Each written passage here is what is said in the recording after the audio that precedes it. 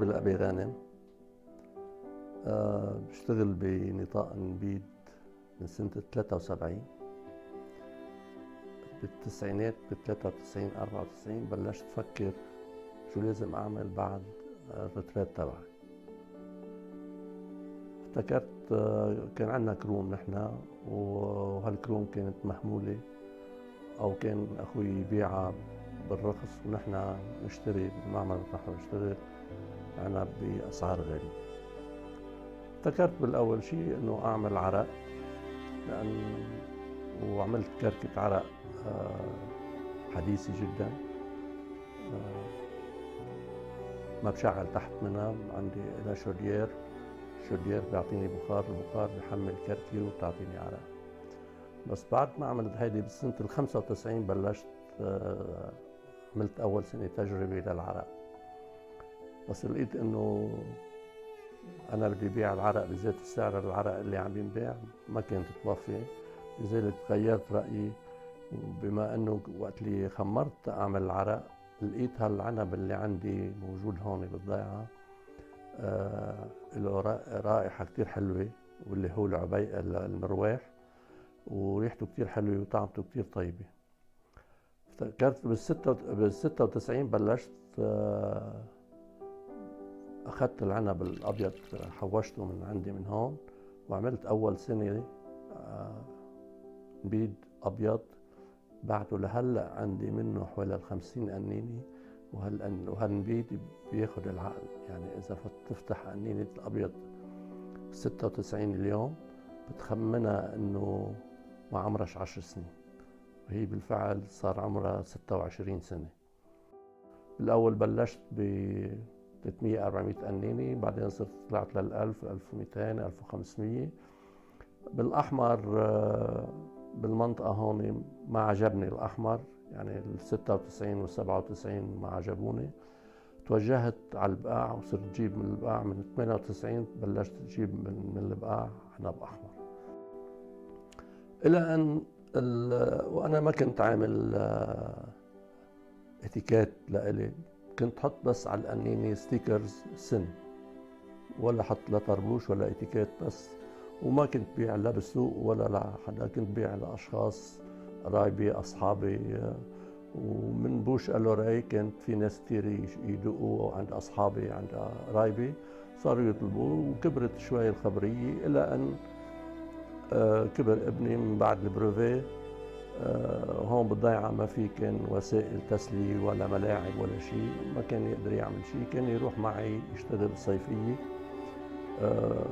يشتغل عندي بالمعمل. تعرف على الأنالوج اللي موجود بالمعمل، وصار أصحاب هوية وحب هالشغلة.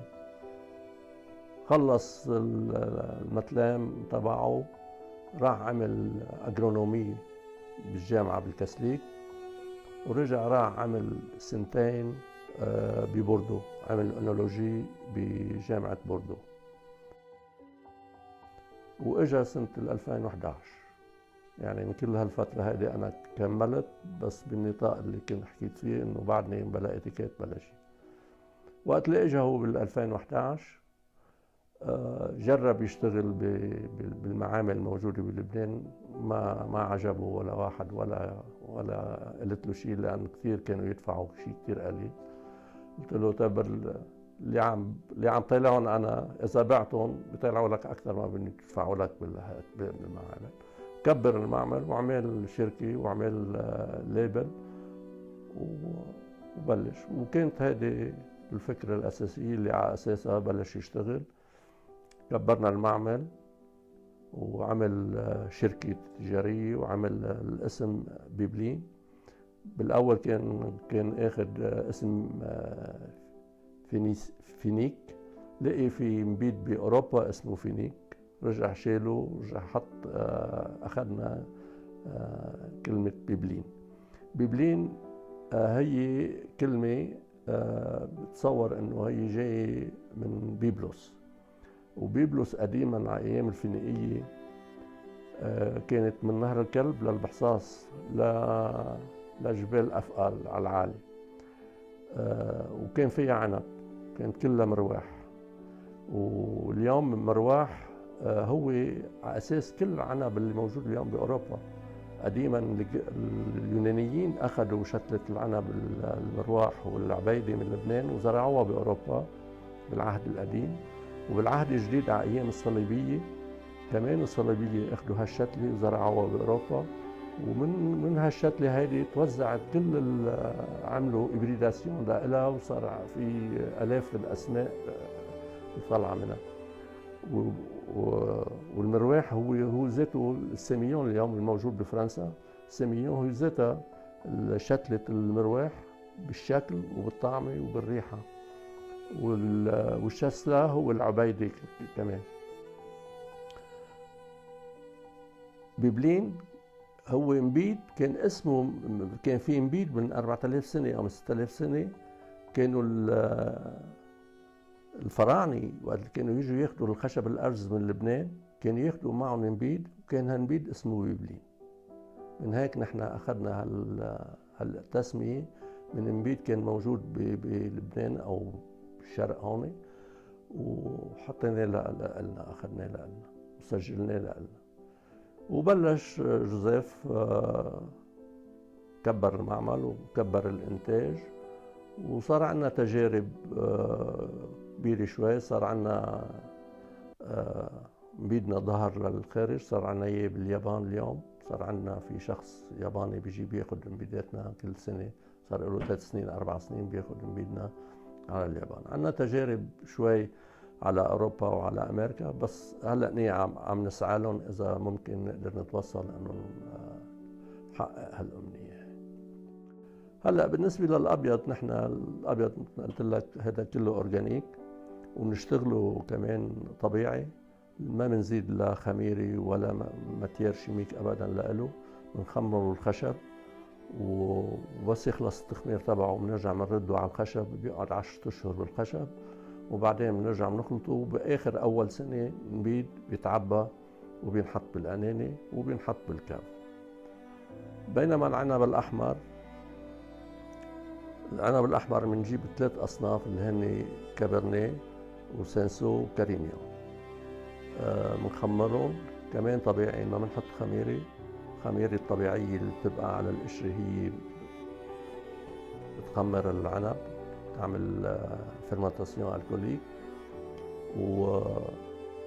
وبيرجع بيعمل فيرمنتاسيون مالولاكتيك، وبيبقى سنة بالبيارة، وتاني سنة بنحطه ببراميل خشب، ومن بعد البراميل الخشب بنجمعهم مع بعضهم، وبيقعد سنة كمان ببير أو بتون أو إينوكس، وبنعبيه 3 سنة.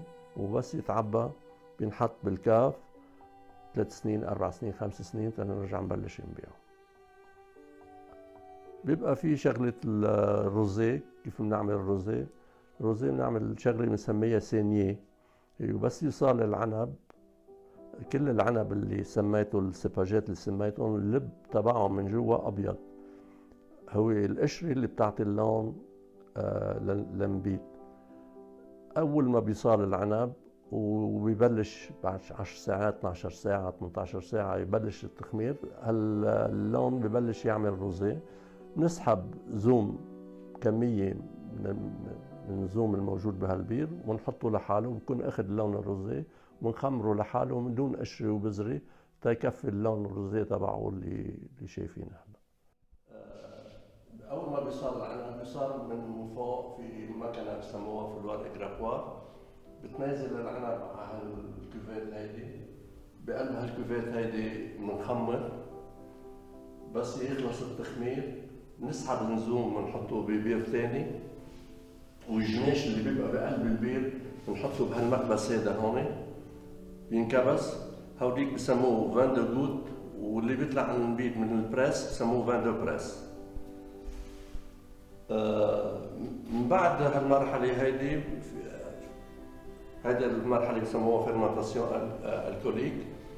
بيرجع النبيد بيعمل فيرمنتاسيون ثانية، بس بيبقى النبيد مسكر والكوف مليان، فيرمنتاسيون مالولاكتيك، يعني الأسيد مليك se transforme en acide lactique. وبس يخلص هالتخمير الثاني لازم النبيد ينقل بيرقد كل الترقيد تبعه الوحل يعني لازم ينشال والنبيذ ينقل على غير بيت، بس كمان لازم ينتقل. من بعد أول سنة النبيذ اللي لازم يتعبى وينباع كأيكو بالشاتو بيبلين، لأن نحن عندنا الشاتو وعندنا أيكو بيبلين. وقت اللي بيتعبى بنعمل الفلتر قبلها، بيجي لهالمكنة هيدي، نحط الأناني هيك ومنشيلها نعبيها، هي بتعمل النيفو تبعها، وبس نعبيها نحطها هون، هيدي بتحط الفلين.